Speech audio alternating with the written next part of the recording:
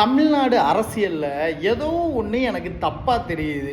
அதாவது என்னோட மனசுக்கு அப்படி தோணுதா, இல்லை உண்மையிலேயே இதுக்கு வாய்ப்பு இருக்கா அப்படின்றத நீங்கள் கமெண்டில் சொல்லுங்கள்.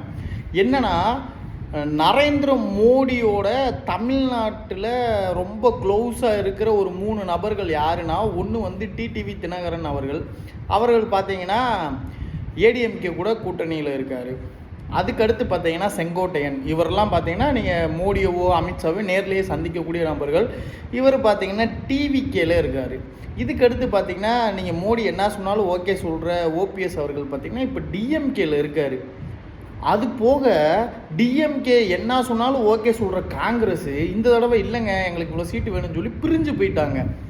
ஸோ எனக்கு என்ன தோணுதுன்னா, எலெக்ஷனில் மோடி அவர்கள் ஏ பிளான் பி பிளான் வச்சுருப்பாங்க. எனக்கு என்னமோ சி பிளானா, இந்த பக்கம் ஆதரவுக்கு ஓபிஎஸ் டிஎம்கே பக்கம் இருக்கட்டும், நம்ம சொல்கிறத எடுத்து சொல்கிறதுக்கு கட்சிக்குள்ளே ஒரு ஆள் வேணும்.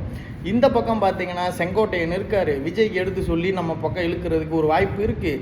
இந்த பக்கம் தினகரன் எடப்பாடி இருக்காங்க. ஸோ ஆக மொத்தம் தமிழ்நாட்டில் யார் ஜெயித்தாலும் பிஜேபிக்கு சப்போர்ட் பண்ணுற மாதிரி ஒரு அரசை க்ரியேட் பண்ணிடலாம் அப்படின்னு பிளான் சி போட்டிருப்பாங்களோன்னு எனக்கு டவுட்டாக இருக்குது. நீங்கள் என்ன நினைக்கிறீங்க?